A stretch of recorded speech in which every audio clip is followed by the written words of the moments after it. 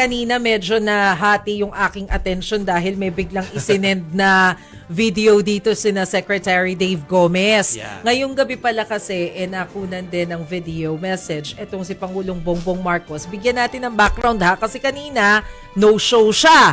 Yes. Doon sa supposedly ay awarding ceremony sa Malacanang, 9 a.m. yan dapat nangyari, pero ang nagpakita doon bilang kinatawan niya ay si Executive Secretary Ralph Recto. Oo nga, nakita ko nga, iba Diba? yung tao. Tapos ngayong gabi, daming mga lumalabas na kung ano-anong mga medical bulletin na hindi natin alam kung legit o fake. Yeah. Diba? Tapos kahapon ay may mga kumakalat din na text message na kesyo may cyst daw and kung ano-ano pang mga text message na di naman natin alam kung kanino nang galing yung mga Viber messages na yan.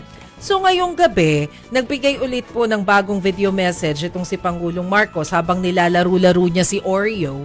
Si Oreo po yung kanyang alagang aso na tinawag daw na Oreo kasi merong black sa mata na kaganon. Okay. Oreo. So, tinanong din siya kanina, ni Yusek Castro. Si Yusek Castro yung kumukuha ng video kung bakit hindi siya nakarating doon sa awarding ceremony sa Malacanang kanina. May paliwanag po dyan si Pangulong Marcos. Ito po yung sinabi niya. Nandito yung mga doktor, nagkonsulta sila para tignan na talagang maayos. Kasi nga nagre-reklamo sila na dapat magpahinga ako. Sabi ko, hindi ako pwedeng magpahinga. Hindi ako kasama dyan sa mga pahinga. Wag mo sana. Maraming salamat sa lahat ng tao na that have been concerned about my health at maraming nagpadala ng mga mensahe na gumaling ka na kagad. Sabi ko, nagpapasalamat ako sa kanila. Thank you for your concern. But I said, I got the best medical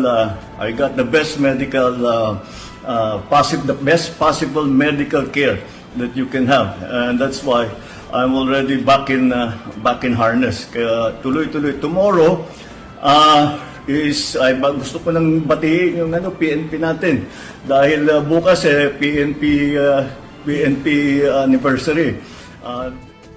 Okay. Pero sinabi na mukhang hindi pupunta si PBBM dun sa PNP anniversary. Nagpadala na rin siya ng video message para dun sa anniversary. And I think si Executive Secretary Ralph Recto ulit yung magiging representative ni PBBM dun. But let's see, balay ba naman natin? Baka naman may mga changes. Pero eto na nga yung sinasabi kanina ni Jovi. Before Ano ba sabihin yan? sabihin lang natin Oh. na obviously, nakita niyo yung video, pumayat naman din tayo. Pumayat Oo. talaga. Bakit ba kasi pumayat? Eto Bakit? ang paliwanag. Okay. May paliwanag na pala. May Oh. paliwanag. Ito nga yung sinasabi ni Jovi kanina. Ako rin siguro papayat kung Diba? may- Kung magli-liquid diet tayo. Kasi nakakaiyak. Bawal pala ang solid Kaya. food ngayon kay PBBM. Bakit? Kasi di ba yung diverticulitis Oh. pala, binabasa ko Oh, ano Kung ano daw? pala, di ba? Infection pala yun sa Sa large bituka. intestine. So, kailangan linisin yung line mo. Kailangang Yung, linisin pala linisin. yung bituka kasi parang tinitingnan ko, ginugel ko. Sabing ganun doon, either magkakaroon ka ng diarrhea o kaya constipation. Yeah. Depende kung ano yung okay. magiging effect sa'yo. So ang payo pala sa kanya ng mga doktor, liquid diet. Puro liquid lang pala. May For me, napapaniginipan tuloy. Ang liquid diet, nakapangihina yan for me. Pero anyway, nanaginip nga. Dito na nga yung panaginip. Pakinggan natin. ang ano pa rito, kailangan for a few days, hindi ko pwedeng kumain ng solid food para matanggalan ng stress yung bituka mo. So puro sabaw lang ako.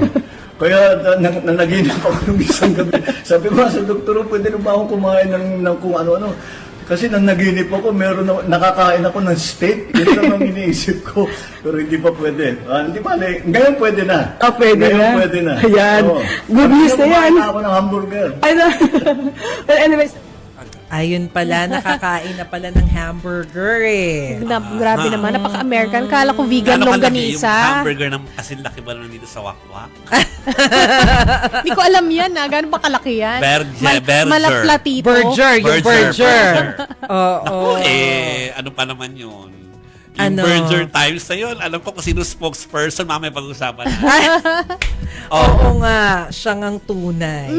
So, Anyway. ayan. So, yan ang lagay. So, hindi pa Yun ang makakapunta lagay. bukas So, sa anniversary. yes. So far, yun yung announcement ng PCO kanina na mukhang si ES Recto muna yung pupunta doon. Oh, ay sunod niya at least yung advice ng doktor niya, magpahinga. Yes, at saka kasi kanina, meron din silang ipinadala ng kopya, transcript nung speech ni PBBM sa Cebu. Kasi di ba merong ASEAN ministerial meeting doon na ibang cabinet secretary. Hindi ko sigurado pero parang ang dinig ko mukhang sa Secretary Frasco yata yung nagbasa ng speech niya. I may be wrong. Basta one of his cabinet secretaries yung nag-represent sa kanya doon sa Cebu dahil nga doon sa ministerial meeting. As we all know, tayo po kasi yung chairman ngayong taon. Yes.